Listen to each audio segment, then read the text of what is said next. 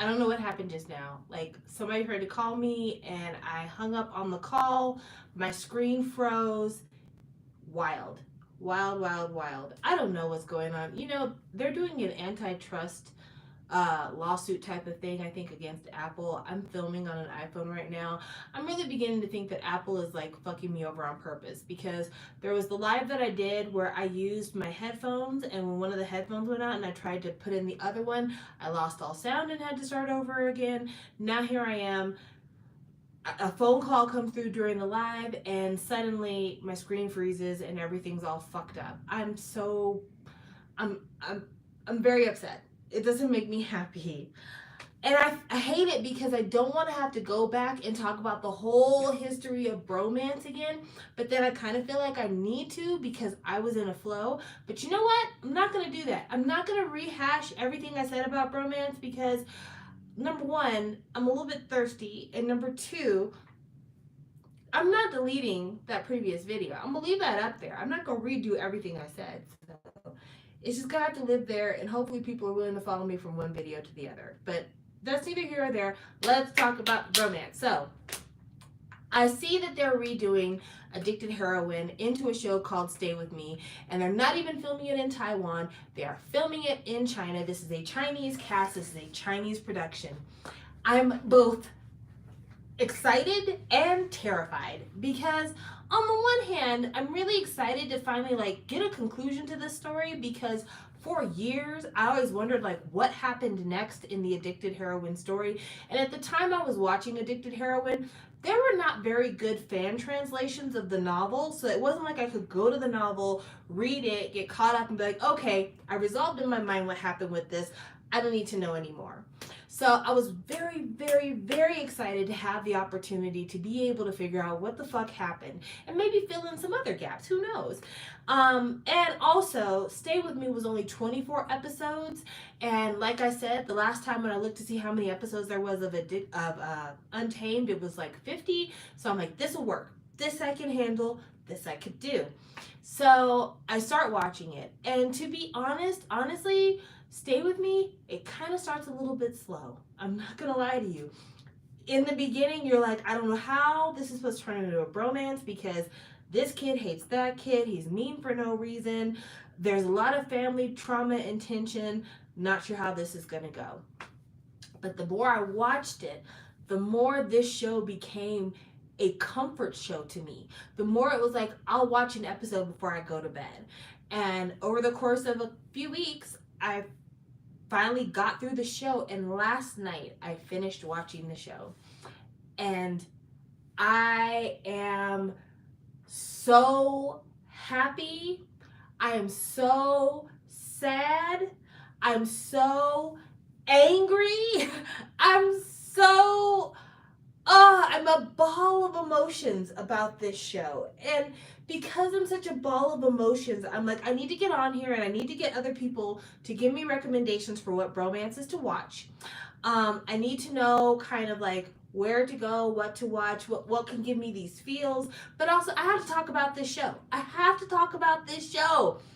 Okay, so spoilers for everything having to do with Stay With Me. I'm just gonna spoil it. I'm gonna spoil it. I'm gonna spoil it. I have to. I can't talk about the show without spoiling it. So first things first, the show ends on a cliffhanger. However, at the time that the show ended on the cliffhanger, it was because I think that the original creators thought that the show was going to get a second season. Because only recently did I find out that season 2 had been canceled. But I think they thought they were going to get a second season, and that by ending it on the cliffhanger, the demand would be there and they would get the second season. But that isn't necessarily what happened. But yeah, the show starts, like I said, this kid, Wooby, who his dad marries this woman. He doesn't really like this woman. He's mad that his dad has brought another woman in his mama's house, and he decides to move out of his dad's house. And initially, he moves into an apartment with the help of his cousin, who is his cousin on his mom's side. First cousin, I believe. I think his cousin's dad is his mom's brother. So he moves into this apartment, and he also drops out of the school that he had been going to that his dad was paying for, and he enrolls in a different school in this poor neighborhood. And when he enrolls in this different school, he immediately starts to have like conflict, drama with this kid in his class who happens to be like the smartest kid in the entire school. So shenanigans ensue. First, it starts with him ruining this kid's outfit. He gets a brand new pair of shoes, and the rich boy like basically grinds his feet on these shoes to like mess them up. He spills red chili oil on his school uniform, so the poor kid has to get a brand new school uniform. Also, the poor kid. Let's talk about him. So the poor kid that he's got the conflict with. As I told you before, the rich kid and the poor kid are linked by the fact that the poor kid's mom left him when he was a little boy, and she married the rich kid's dad after the rich kid's mother passed away. So they're technically stepbrothers, but one of them knows that the other one doesn't for a while in the story. So the poor kid, he grew up with his dad. His dad is kind of an itinerant worker. He has a job that's a physical job. They don't make a lot of money, even though they have a huge house that they rent. But his dad doesn't make a lot of money, and his dad likes to gamble on the lottery, and his dad is just kind of like forgetful and kind of bumbling, whereas this kid is a fucking genius. This kid is like the highest tested kid in his school. He's super responsible. He's just a really straight and narrow kid, doesn't do anything wrong, makes his dad infinitely proud. But he's got, obviously, he's got some problems to shoulder with the fact that his mother left him when he was young, that he and his father had to struggle so hard, and his mother didn't help him as he was growing up. And just, in general, feeling like he has a responsibility to make a lot out of his life in order for him to be able to give his dad the support that he needs, because his dad is doing a lot of physical labor, and that's not really something you do for your whole lifetime. And, just to like make good of all the caring, because in his life his dad has been the only one who's been caring for him for the most part. So eventually the rich kid needs to move stuff into his new apartment, and he hires a man to move his stuff, and then he finds out that this man is the father of his classmate, the smart poor classmate, and he and the father get along, and he's just like, I don't want to screw up being able to be friends with the father. I don't want him to tell the poor kid that I am rich. I just want to kind of blend in with everybody. So through a series of conflicts, and then feeling guilty about the conflicts, eventually the rich kid and the poor kid become friends. But the rich kid doesn't understand why in their friendship he becomes so obsessive, because slowly but surely he starts to be like, I want to be your only friend. I want to be your most important friend. I want to stay the night over at your house. I decided to give up my apartment and move into like a hovel because I want you to not know that I'm rich. I want to do a lot of things to make us be close, and I feel like if you know I'm rich, then we won't be close. And eventually he does have to fess up to the fact that, he knows that they're stepbrothers. And they keep having these like push and pull, Tom and Jerry kind of conflicts back and forth. But every time they get over a conflict, they get closer. Now, this is probably, at least for the first, I would say 15 episodes of the show, is a lot of this back and forth relationship building stuff. Finally, we get to a segment of the story where I want to call it the big conflict sections of the story. So the first big conflict is that the rich kid, Whoopi, he has this first cousin who is his cousin on his mother's side, who does a lot of stuff for him. And this cousin has a girlfriend that he met in America and he brings back to China. This girlfriend is the former girlfriend of Suyu, who is the poorer kid. And she is trying to date Suyu, or get them to start back their thing, while also dating the rich boy's cousin. And the rich boy's like, she's a hoe, don't get close to her. Basically, he doesn't really care too much about what's going on with the cousin and this girl, because the cousin was like, I don't even care about this girl. I'm just dating her because I felt like it, and I only care about whether or not she cheats on me, but I really don't care about her. It's wild. His cousin's a weirdo. Anyway, this causes a huge kind of breakdown, get back together situation between Wooby and Suyu, but eventually they get over it. They get closer than ever. Then he asks his cousin to help Suyu's father get a snack shop because Suyu's father has been like friendly flirting with the neighborhood dumpling lady. And the neighborhood dumpling lady has this daughter who is the cutest little girl in the world. Her name is Duo. I hope I'm saying it right. I feel like I'm saying doo doo, but her name is Duo, and she is the cutest, smartest. She's written like a kid, but she's also written like wise beyond her years. Anyway, the local dumpling lady, her husband was put in prison for being a thief, and some of her husband's friends from his thieving days try to bust in her house and rape her, basically. And both Suyu, Wooby, and Suyu's father help rescue her from that situation. And then Suyu's father realizes that he has these big emotions for her, and Suyu encourages his father to marry the dumpling lady. And so he, Suyu, Wooby, Suyu's father, the dumpling lady, and Duo all become a family. And they're happy like this for a really long time, being this family. But the dumpling lady's like, hey, Suyu's father, you are doing this physically intensive work. You can't do this for the rest of your life. I'm not making much money selling dumplings on the street. We need to open a snack shop and we need to sell our noodles and our dumplings to people out of a shop front. And Wooby gets his cousin to give them really low rent in this snack shop. And the reason I mention this is because this is to establish the fact that Wuyu's cousin has a lot of interactions with Suyu in terms of he helps out Suyu's family with this snack shop. His girlfriend tried to date Suyu in the past and then tried to get back together in the present. There's a lot of interactions there. So anyway, Wooby starts to become more and more possessive over Suyu. And as he becomes more and more possessive over Suyu, Suyu starts to become, I wouldn't say more possessive, but more interested in trying to bridge the conflict between his family and Wooby's father. And so he starts to ask his mother, like, why is it that Wooby hates you so much? I mean, I know why I hate you because you left me as a child, but why does he hate you so much? And she's like, he hates me because his mother died and he thinks I have something to do with that. He also thinks that I stole his father from the mother, but that's not the truth. So she tells this story of how she was a wedding singer and she met the mother and the father at the mother's birthday party before she died, and that the mother was so impressed with her singing that she invited her to come over to her house. And at the time, she's like, is there anything I could do as a favor since you did such a lovely job at my party?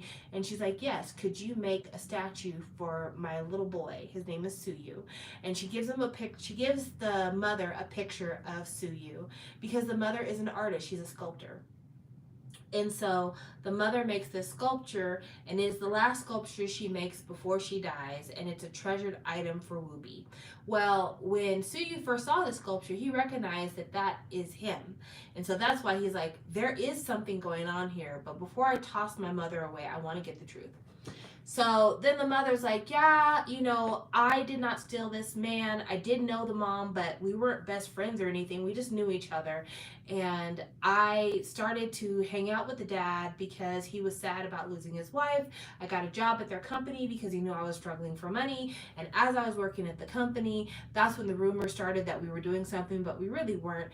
And then we got together later on because he felt like Wooby needed a mom.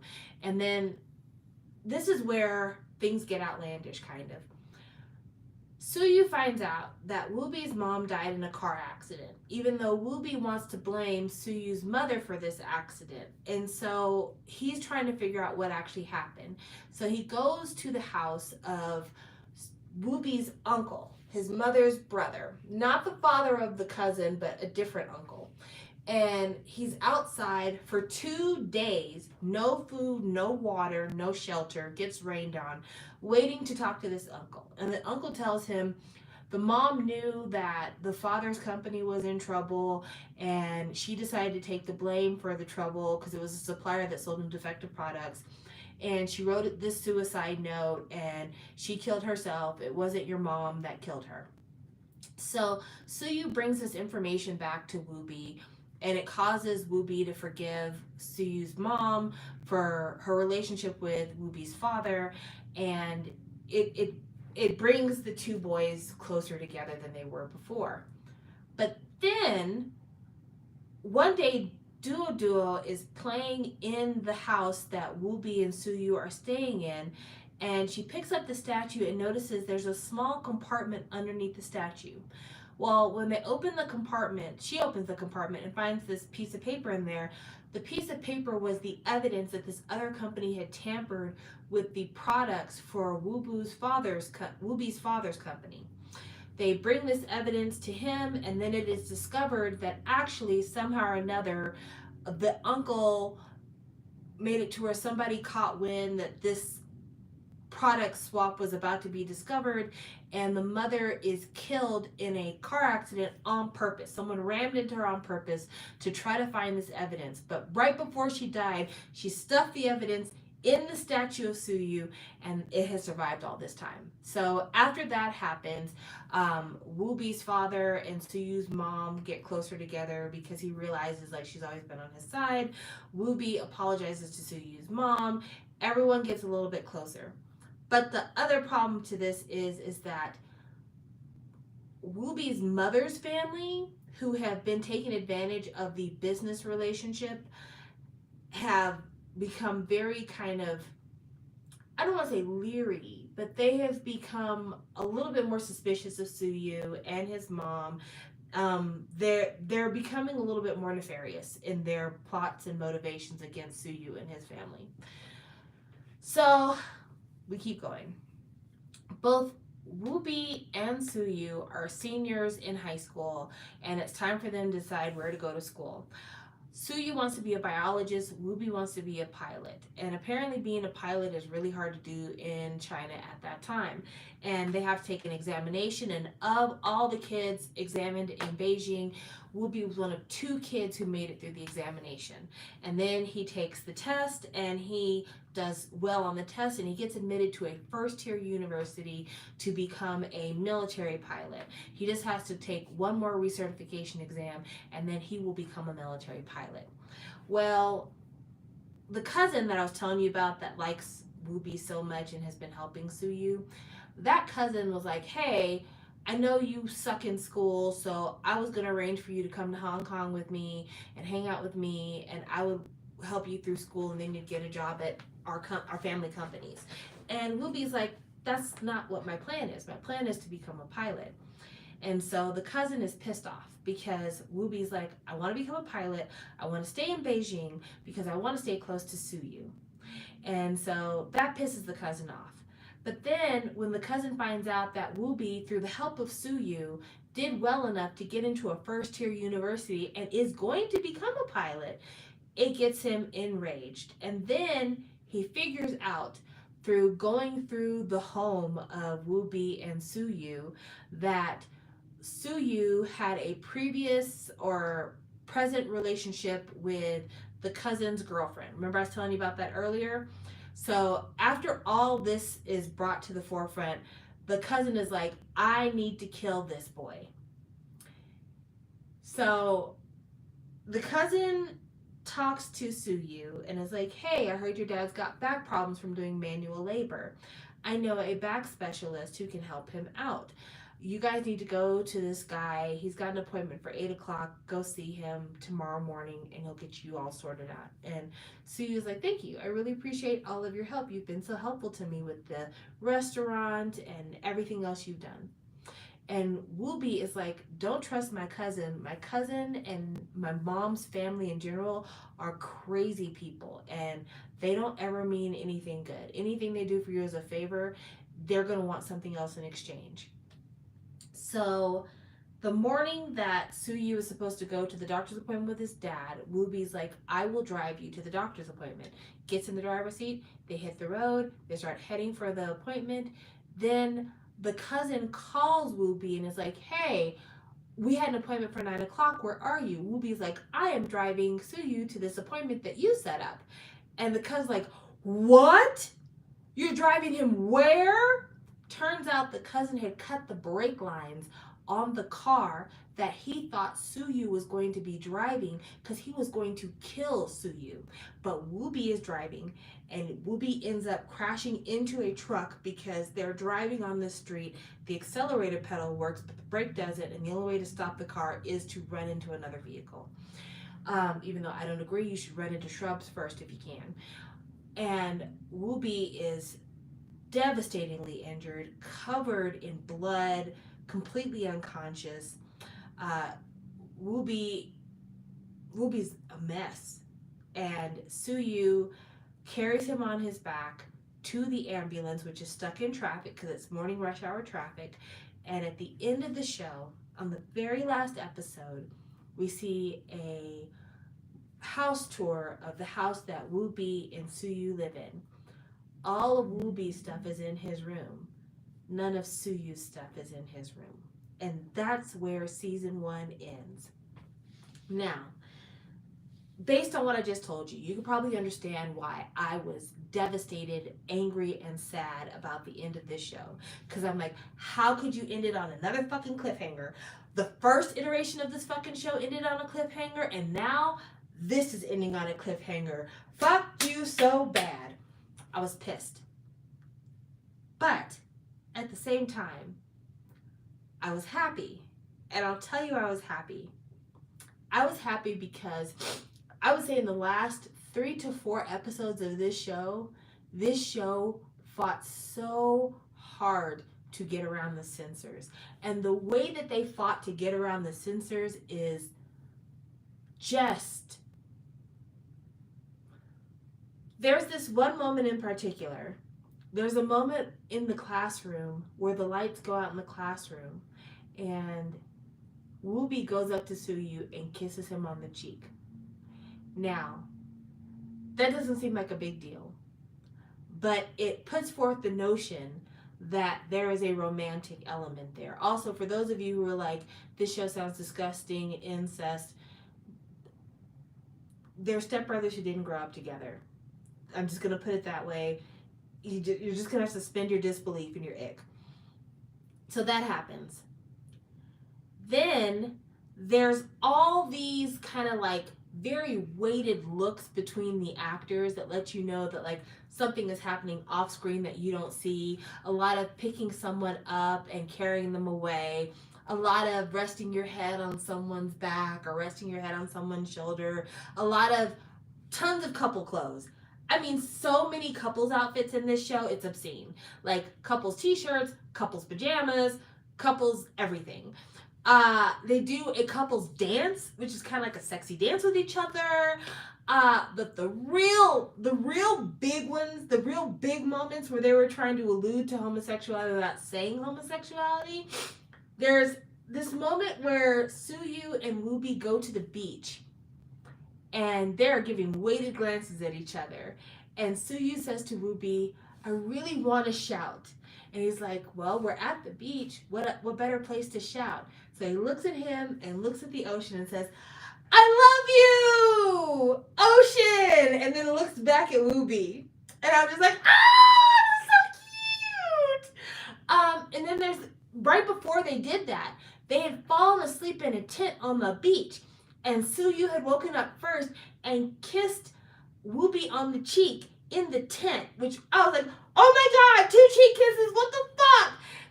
Then they have this moment where they move into this new apartment and they wake up in the morning and Wooby kisses Suyu on his forehead, and then it looks like he kind of may have kissed him on the face. We're not sure because it's like, okay, imagine this is Suyu's face laying on the bed. There's a pillow behind him. And here comes Wooby, and his head goes over Suyu's face and then back. We don't know what happened, but the faces lining up makes us think it might be a lip kiss. And the most bold part out of all of this.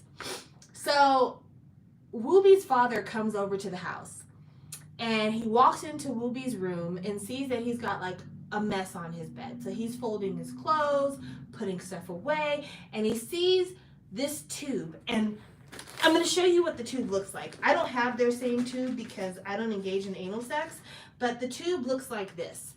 Like in terms of shape and size, the tube looks like this. And the father goes to pick it up, and Wooby sees him picking it up and snatches it away from him and says, that's some lip balm. That's my lip balm.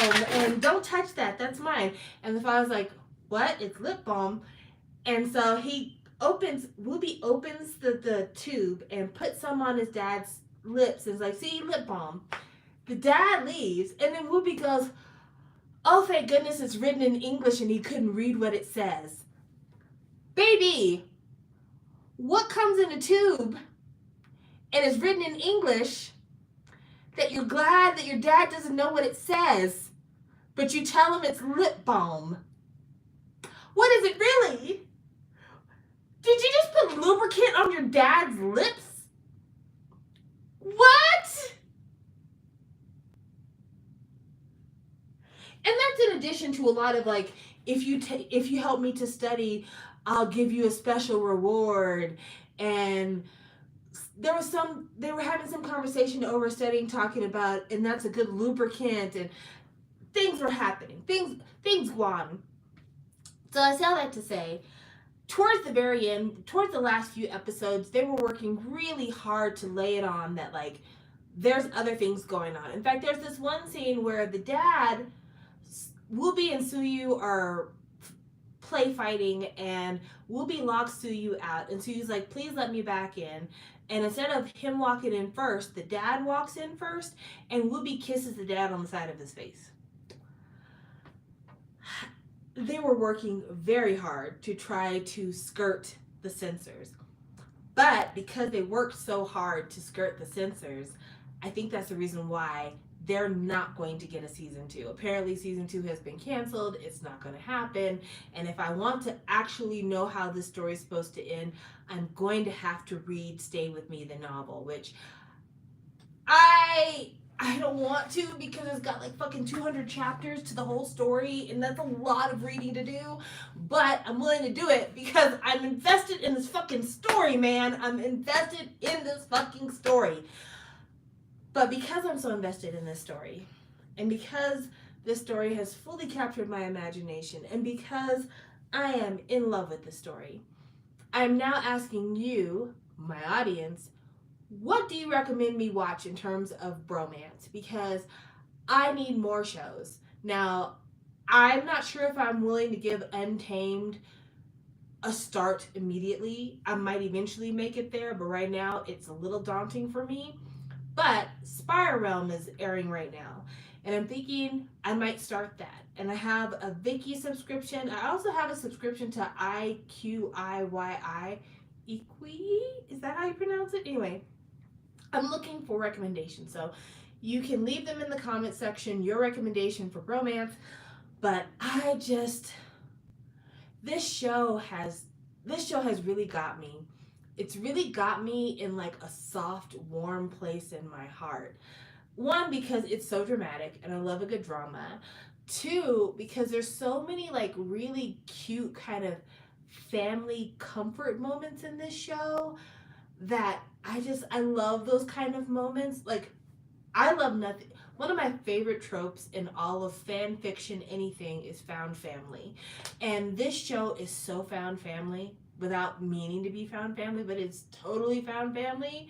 I love that. Also, there's a couple of B characters that I'd like to know more information about. Like, there's one character named Han Bo-kyung, and he has a moment where he cross-dresses, and apparently he's known across the entire school as a soft boy. So I want to know more information about that. Then there's the other guy in the school who's like the most handsome guy in school.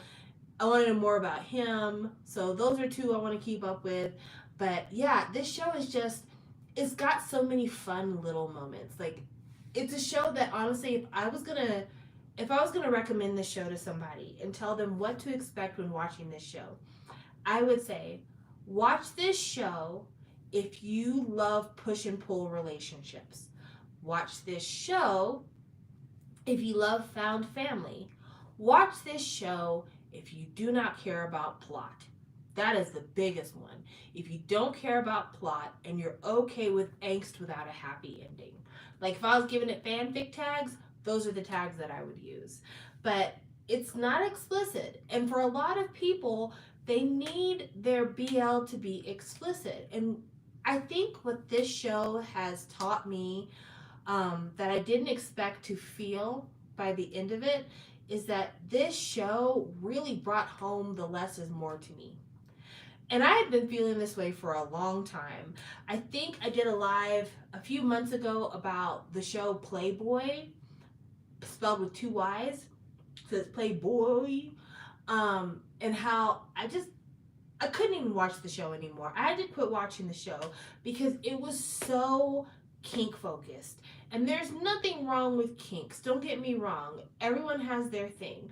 I have my own kinks that I really enjoy. I like big butts and I cannot lie. But the show had sacrificed plot for kink.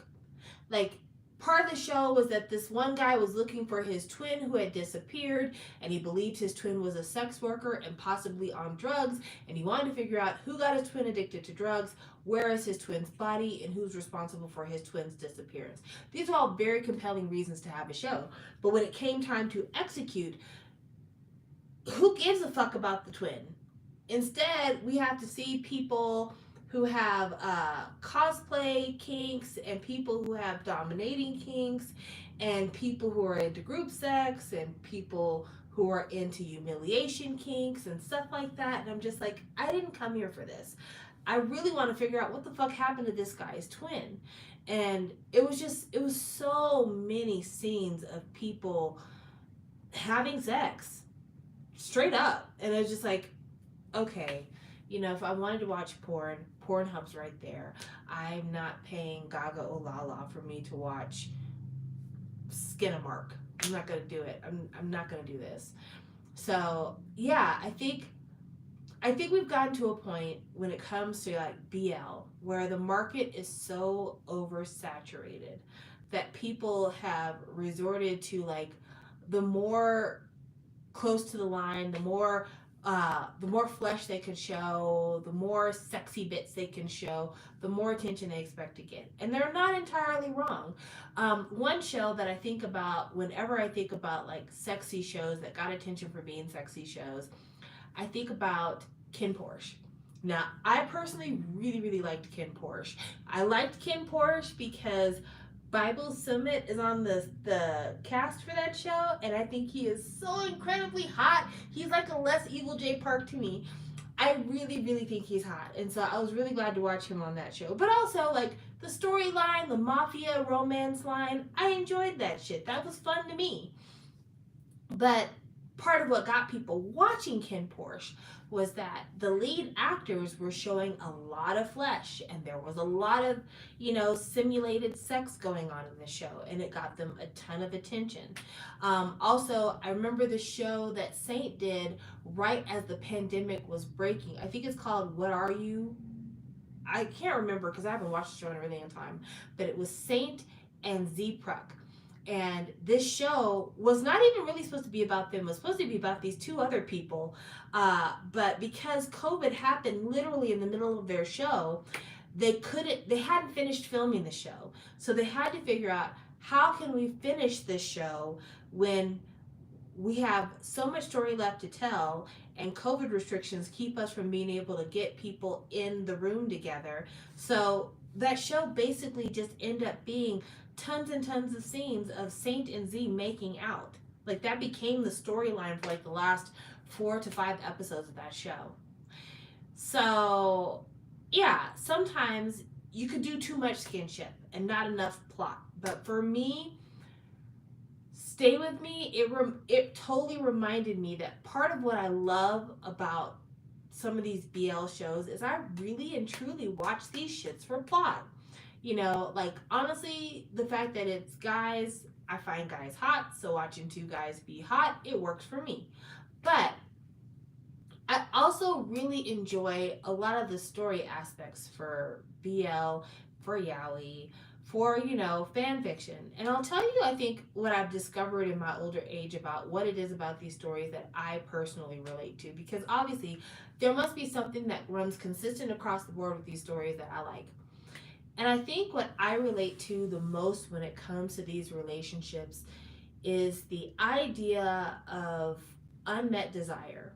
Because for a lot of these stories, the ones that really do it the most for me, it's not stories where like everybody is just right off the bat, like, I saw you, you saw me, we started dating, and everything is perfect.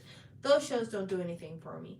The shows that do something for me are the shows where people are like, I feel like there's something here, but I'm not sure what this is, and I'm almost scared to explore it because what if I'm wrong? And then finally we do explore it and we realize this is something, and then we watch this thing grow. There's something that I find very satisfying about requited crushes. And that's a lot of what I think draws me to BL personally, is that it'll start with somebody maybe wondering like, why is it that something about you gets under my skin, and then they realize, oh well, maybe the thing that got under my skin is the fact that I have an attraction to you that I didn't realize was an attraction. But instead of pursuing it in a relationship type of way, let me get to know you, and then maybe either this thing that bothers me is going to go away, or I'm going to do something about this thing that bothers me, and I'm going to make this into something real. And then, add on top of that, exterior forces, exterior plot devices, and you've got a show, in my opinion. My favorite BL that speaks to this motif, and to me is like the pinnacle, my favorite, the one I recommend to anybody who's thinking about getting into BL, is I Told Sunset About You. I Told Sunset About You, I've talked about on the channel before many, many times. If you are not interested in hearing the rehash, I'm so sad that you're going to hear it again. In I Told Sunset About You, you have a lead character who was friends with this kid until middle school. They got into a fight and they stopped talking until practically their senior year of high school. Then they're both in a tutoring program together, and by virtue of being in this tutoring program, they start to talk with each other again, and a friendship gets reformed, a friendship that's even tighter than it was before. But then one of them realizes that this friendship is feeling super close, so close, in fact, that they find themselves thinking and obsessing over this friend, even when the friend's not around. Obsessing over the way that they smell, obsessing over the things that they say, obsessing over the way that they look. And they're trying to figure out, like, what is this obsession? So finally, the other character is like, the obsession is that you want me because I'm hot and you like me.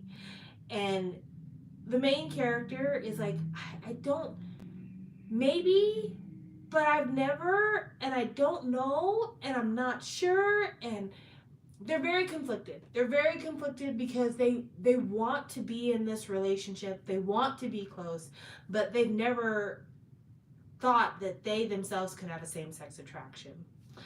And so by the end of the show, after being very hurtful to the person that they care about, they finally are able to acknowledge, like, I was wrong.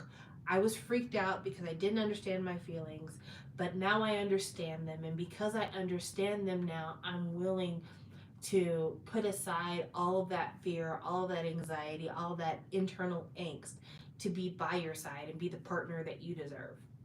And I don't know, like that does something for me, guys. Like that really does it for me. Then of course there's I Promised You the Moon, where he made all these promises, but then lets his head get up his ass and ruins everything, and they don't get back together till the very end. But I say all that to say, like, I think that's what happens. And honestly, a connection I'd never really made before, but I've only made recently, is another thing that I think draws me to those kind of stories where unrequited crushes become requited, is the fact that I grew up fat. Straight up. When I was in high school and middle school, I was big. Like I was a regular sized kid, regular sized toddler, regular sized in elementary school.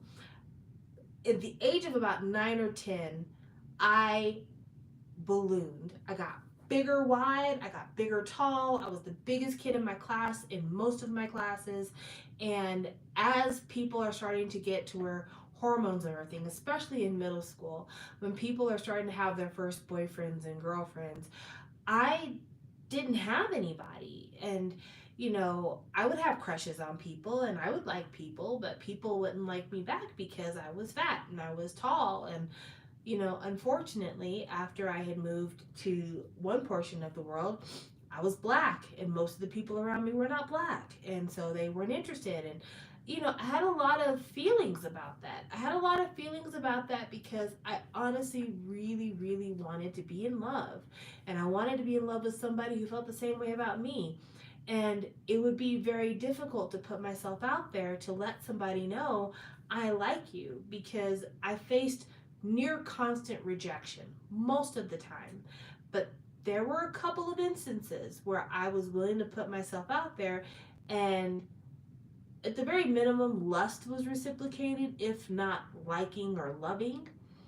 And those moments became like a cornerstone of my personality. I grew up finding that limerence moment to be so fulfilling and just so magical. And so when I look at fiction and I look at the things that speak to me, that moments those moments of limerence, those moments of requited love, and taking the chance and having that met with approval and acceptance and everything else, that fulfills a part of my broken, hurt child self that didn't really happen a lot of the time. And as a grown woman now, I recognize all of that. Like after years of really examining my life and understanding who I am and what I'm about, and why I do the things I do, I understand that about myself, and I don't spend any time in that space anymore. I am not a person who actively pursues other people for romantic exploits ever.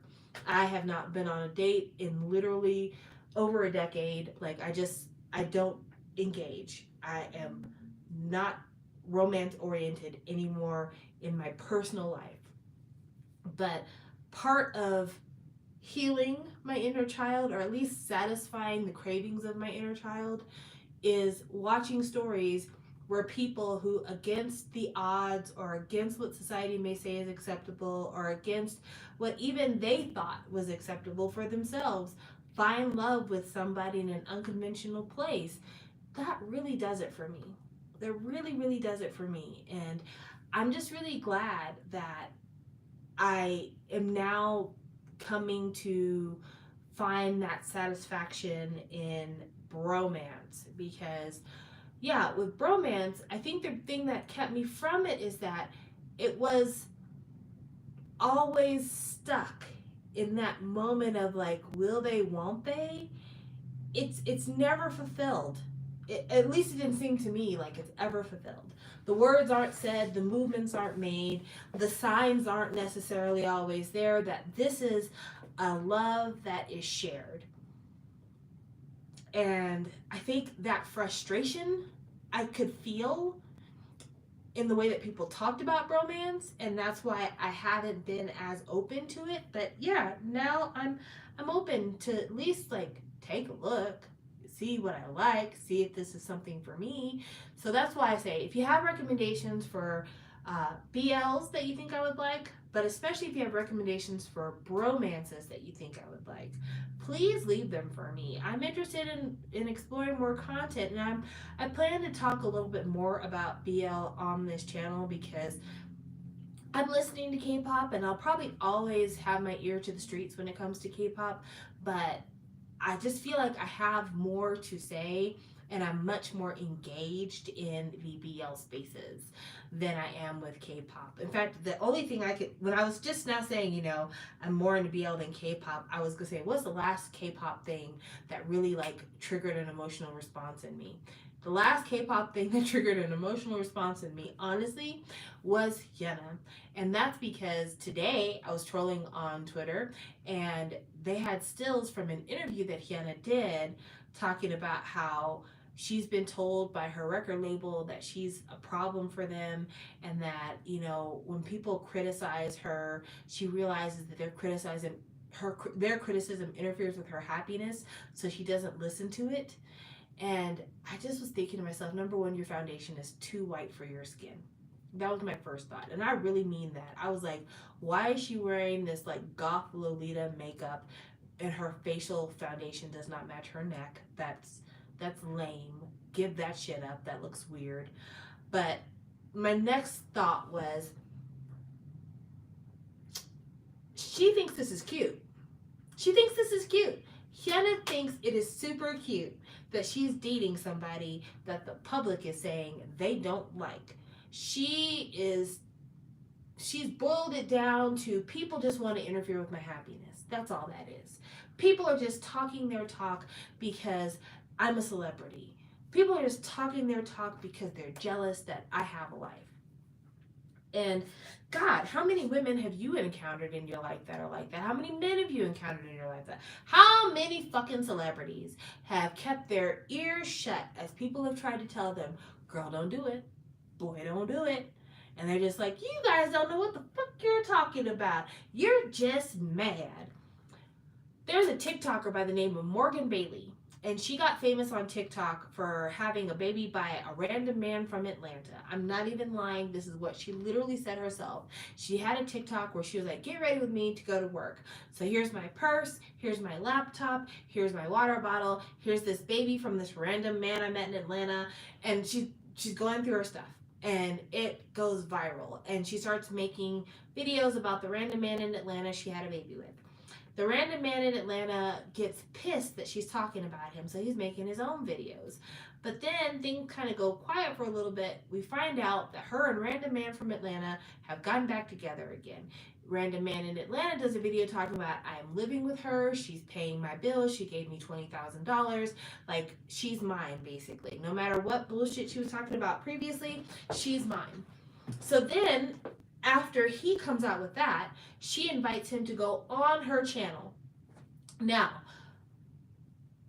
the grown women of the world, the 40-something-year-old women of the world, 50-year-old women of the world, were like, girl, this man is mad that you embarrassed him nationally.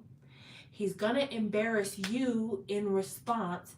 He's going to retaliate. He's a trash can human being. Please don't let him back in your life. She didn't want to listen to anybody. So she puts him on her TikTok, her main channel, and is like, we're back together. We're going to be a family channel. Everything is wonderful and great over here. Just recently, he decides to post videos of her begging him to let her sleep with him. He posts revenge porn of her performing sexual acts on him, and basically says, I took that bitch for the money and the clout, and fuck her. And she gets on TikTok to say, don't feel bad for me. I'm not a victim. And like, it's not my fault that he did this. And like, if you don't like the way I live my life, you can just block me. You don't have to listen to me. I'm not. And all of the old ladies are like, we told you this shit was going to happen. We know men because we've had decades of experience with them. This man has always been planning to get back at you for what he perceives is his embarrassment. And one of the main things that people who talk about domestic violence talk about is the fact that when a man feels embarrassed, he is at his most dangerous. When a man feels embarrassed or entitled. And this man felt embarrassed. And how did he decide that he was going to get back at her? By supposedly embarrassing her. She's lost her agent. She has lost various endorsement deals. She's got people unsubscribing left and right. Like, outside of the man from Atlanta drama, didn't nobody give a fuck about her content. But now here we are. And I say all that to say that Hyuna will learn. Hyuna will learn because I feel like this man she's with now, he still makes a little money here and there. He's probably still writing songs for people. He's probably vocal coaching and rap coaching people behind the scenes. I think he still does fan meets. Like he still has an income coming. But Hyuna probably in his mind probably was supposed to be his ticket back into the mainstream. His ticket back into acceptance. And eventually, I think he's going to become exhausted of the fight. And the reason I say that is because he's publicly dated idol ladies before. Like people talked about how he used to date Kuhara. He's publicly dated idols before. And eventually the pressure got to him and he broke up with them. So eventually that's probably what's going to happen with Hyuna. Either that or they're going to have to get married because they're going to find that nobody wants either one of them. That the most attention they can get is by being with each other. It's going to be one of the two. And it's going to be miserable because the worst thing that could happen to you is that you're stuck with somebody that you resent. You're stuck with somebody that you feel lessened your life potential.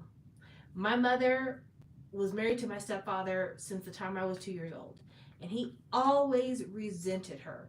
He always felt like he could have been something important if it hadn't been for the fact that he was being stepdaddy to her kid and having a child with her and having to be responsible for a family.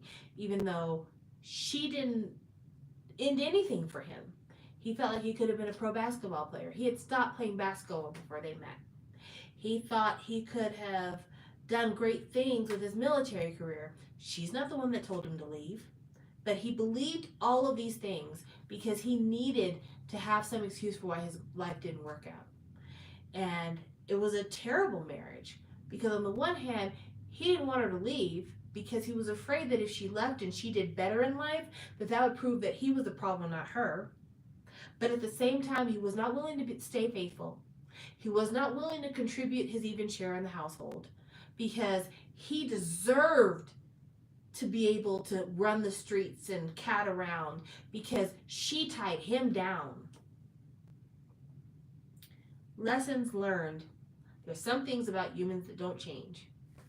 So, yeah, I know what it's like to be in a household with somebody who actively resents their partner. I don't think this is going to work out well for Kenna. It might be okay right now, but I don't see this working out long term. And honestly, if the world was fair and things were right, Dawn would be entitled to a compensation plan from Yenna for basically torpedoing his career. Because, I mean, quiet and loud as it's kept, Dawn really lost out. Him and the other members of Pentagon really lost out by Hyuna and his relationship going public and then him being booted out of Cube. I don't remember any songs by Pentagon prior to Shine. I don't remember a single song by Pentagon after Shine. And I'm not saying that to make fun of them. I'm not laughing because they suck. I'm laughing because that's how far the air was let out of their sails. That's how far. I know they did Road to Kingdom, but yeah, things have not been great for Pentagon. Things have not been great for Dawn. The person who benefited the most from anything having to do with that pairing has been Hyuna. And I feel like part of what caused Dawn and Hyuna not to really work out in the long run is that Hyuna might have been resentful of Dawn and Dawn might have been resentful of her. It seemed like he wanted her way more than she wanted him. But at the same time, it also seemed like she felt like I could have stayed with Cube if we hadn't been outed. I could have continued to be, a single hot girl that the Uncle fans love if it wasn't for the fact that we're attached hip to hip. I had to take you with me when I joined Psy's label. Like that, we're always a fucking package deal.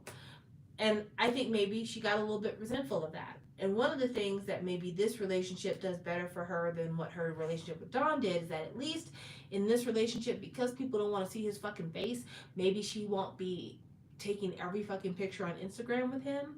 But then again, it's not like her Instagram has been popping recently, so maybe that's not an issue either. But yeah, resentment is a terrible thing to have in a relationship. So I don't see things lasting extremely long for Hyuna and her new man. But, you know, it is what it is. But that's the last K-pop thing that I found myself having like strong emotions about was Hyuna and her insistence that, you know, oh, people just don't want me to be happy. Girl, fuck out of here. Don't nobody care about that. Also, I am really frustrated that we're still talking about the E Seraphim thing. This is the last thing I want to talk about, and then I'm gonna get off of here. So people are still talking about the fact that E Seraphim had a less than stellar Coachella showing, which I get it. We love a good gossip. Give it a week, 2 weeks, we're gonna talk about it. But what I've been seeing in response to that is people saying, check out all these groups who know how to sing live. And one comment that somebody said was like, is YG the only group where their artists can sing live? First of all, what? When I think about labels where like their artists are known to be good live singers, YG is not even the third label that I think of. But what? And now this was a Blackpink stan who said this, so I get it. But I don't know. I think about SM and I'm like, I know a label where people can sing live for sure. I think of JYP. You know, what? What? That was just such a random reference. But yeah, people are putting their favorites out there. It's like, these are the people that can really sing and you need to be a stan of them. And I'm like, E Seraphim can sing. Like, yes, they're probably more of a studio produced group than others, but they can sing. The problem is that they're not live show performers. And I said that the last time. They're not live concert show performers. They're beautiful girls. They got their choreography down. But when you listen to the songs don't require you to have a Whitney Houston, Mariah Carey-esque vocal talent in order to perform them. When you look at the performances they do, a lot of the nuances of their performances, the parts of the performances that people keep replaying on their phones and stuff, are the parts where they're giving a wink, or they're giving a smile, or they're doing something, tossing their hair, you know, shaking their skirt, stuff like that. Those are the things that people replay over and over again. People aren't like, oh my God, did you hear that high note that Homegirl did? That's not, people aren't talking about Sakura like that. So that's why I say, like, I just feel like this is such a tired thing to talk about. And I don't know. I'm tired of people continuing to act like these girls committed some big sin against entertainment. Also, I'm certain that they were not the worst act in all of Coachella. I've seen other people make an ass out themselves at Coachella. Grimes had a horrible DJ set at Coachella. People talk about it, but they don't act like Grimes should end her fucking career. But when it comes to E Seraphim, they get so much flack because people really and truly hate Hybe. Now, I'm not one of those people who hates Hybe. I really am not. Ooh! All right! Congratulations, David! Shakira tickets are really awesome. Anyway, I got diverted. So, people hate Hybe. And I understand why. Because Hybe bought Pledis. Hybe has been absorbing a number of labels. There was an attempt by Hybe to absorb SM. And people feel like Hybe is turning the K-pop market into a monopoly. Like, they're going to have all the good people and everybody else is going to be stuck with the leftovers. And people don't like that. They like there to be diversity in their labels. And I understand, because diversity leads to competition, which leads to growth, which leads to innovation. But at the same time, Hybe can't help if they've got all the resources. Oh, thank you, David. That was really sweet of you. Hybe can't help if they've got the resources. And they've got the resources. Right now, they've got some of the best producers. They have access to a lot of Western producers.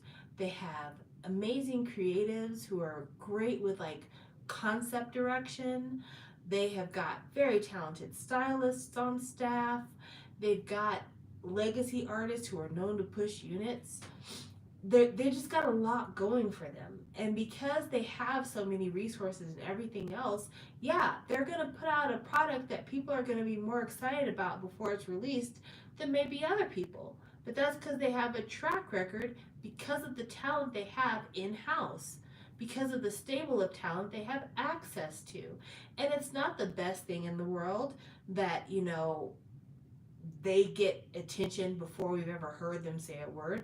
A lot of people were super upset at the fact that Illit had been already made brand ambassadors and been invited to fashion shows and everything else before we heard a single note come out of any girl's mouth, right? And I get that. But how is the excitement for Illit any different than the excitement for Baby Monster? And I mean that too. There's somebody who's gonna say, well, it's different because Baby Monster was on a produced style variety show, and YG doesn't debut artists as often as other people do, and yada yada yada. Girl, let's talk about Batter Up. Let's talk about Batter Up.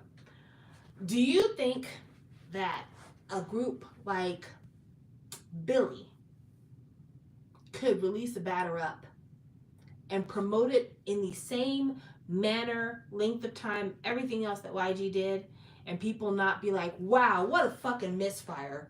What a flop. What a losing combination. People would have everything in the world to say, or they'd say nothing. Or they'd just say, there goes another flop Nugu. Coming from any big label, you get attention, you get anticipation, because people are judging it based on previous quality of work.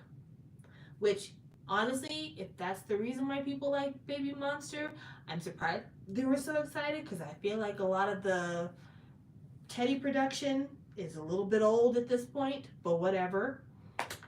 But yeah, let's be honest about it. It's not just Hybe who can say these are our new people and people lose their fucking mind. People do the same thing over whoever the next NCT-esque incarnation is. They did it over, is it Rize or Rise? I'm gonna say Rise. They did it over Rise. They did it over NCT Wish, NCT Dream. Anything coming out of SM that was new, people were all over it because like, oh my gosh, it's SM, it's gonna be good. Before I've heard anything, it's SM, it's gonna be good. People get excited over people who come from these large labels regardless. JYP, if JYP said we got a brand new girl group, I'm talking specifically about NMIXX, so don't get it twisted.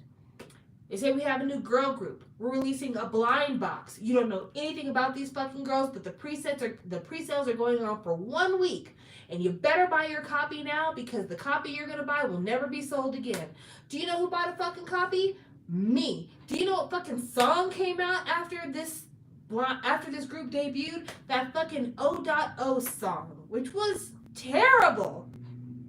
But it was JYP, home of the Wonder Girls, and Twice, and 2PM, and Stray Kids, and GOT7, and I thought that this was going to be another fucking winner. ITZY had already come out from there, so I thought it was going to be a winner, so I bought it.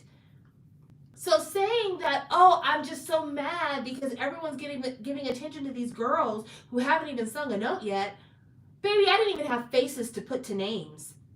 I'd never seen anything about NMIXX before I was told this is going on sale, buy it now. So that is the benefit you get when you are with a high power label. That is just a fact, the face of the game. So because of that, honestly, as unfair as it is, they don't have to try as hard to get attention because it's just kind of built in. But what matters is how far can it be sustained? How far can it go? How good is the product once it's out there in the streets? And I can tell you, I heard Easy a lot. I heard a lot of E Seraphim. This last comeback, I've heard at least 2 of those songs consistently on my TikTok from non-K-pop TikTok accounts. I've been seeing the magnetic dance all over my FYP. I don't hear hide or hair about Baby Monster. I really don't. I know a few YG stans who are in love with Baby Monster, and every once in a while something will come up on Twitter for Baby Monster. But you tell me, are the homeboys going crazy over Baby Monster where you are? because they're not in my bubble. They really, in my bubble, it's really not happening for them. So yeah, I think people just really need to get over there. Oh, Hybe makes me sick because Hybe is so big, and I say that as somebody who's an SM stan. In fact, that is the reason why I say it. Because one of the things that used to annoy me about SM is that people really would downplay how good a lot of the singers at SM are because of the fact that they came from SM. And that used to really piss me off because I thought that Red Velvet was amazing. I did not like Hot Penis. And I was like, this group is going to suck if they keep on doing this shit like this. But then I started to get into things when they came back out and they did their little two-step in the black and white video. I was like, okay, maybe I was wrong. Then when we came out with Automatic, I was like, hey, maybe I was wrong. Then by the time we got to Bad Boy, I was sold. I was completely sold. The product sold itself. But I knew a lot of people who were like, oh, SM, just because they're on SM, that's the reason why they're gonna do good. No, it's because them bitches are talented. They really, really are. I don't necessarily think Wendy has the most sparkling personality in the world, but she can sing her ass off. Sulgi, I don't know as much about her personality as I would like to know, but she is an absolute triple threat. She sings, she dances, and she's an artist. It just is what it is. It just is what it is. And because I got so tired of people critiquing SM artists before even hearing what they can do, I feel a lot of sympathy for the Hybe people. I really do, because we don't know what these people are capable of. Right now, I don't have any information about the Illit girls. Like, I watched the video, and one of those girls has a face that kind of gives me a little bit of a nightmare. I'm not saying she's ugly. I'm saying that her smile is just a little too broad and a little bit too enthusiastic, and it kind of freaks me out a little bit. But outside of me being freaked out, I don't really know anything about these girls. And a good part of me not knowing about them is just the fact that I'm so much older than them that it's really hard for me to get invested in a group of children. But that being aside, Magnetic is a fucking bop. It really, really is. The only thing that to me is wrong about Magnetic is that if you had told me that that was Nugene singing Magnetic instead of Illit, I would believe you. Like, honestly, if you had told me, oh, this is the new Nugene song, I'm like, that tracks. And honestly, that might be the problem with my initial thoughts about them doing a Hybe family album. Because I had said on my last live, not the one immediately before, but the one way before, I had said I would love to see Hybe do a Hybe family album where the groups sing each other's songs. But after listening to Magnetic, I can honestly say that might not be the best idea. Because maybe if E Seraphim is singing a Nugene song and Nugene's is singing an Illit song and Illit is singing an E Seraphim song, you might notice that there is no vocal difference between these groups. And that might be a little bit off-putting. So maybe that's not going to happen. But yeah, that's what I'm saying. Like,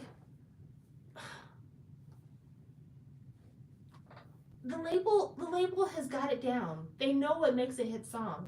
So yeah, people are excited because what came out of these girls? A fucking hit song. So maybe people were good to be excited prematurely because they got a fucking hit song out of it. And Anthony, I don't know Cat's Eye, but I'll look into it. I'm willing to give people one listen. As it is, Kiss of Life, those might be my new favorite girls. I really, really love them. And Natty, God, I feel for her. She's been through so fucking much. Out of all of the idols out there, I think the members of Zero Base One and fucking Natty from Kiss of Life have been through the most in order to get where they are right now. After being in reject group after fucking reject group after fucking reject group. So I'm really excited for her. I really hope big things happen for her. I hope this is the one. I really hope this is the one.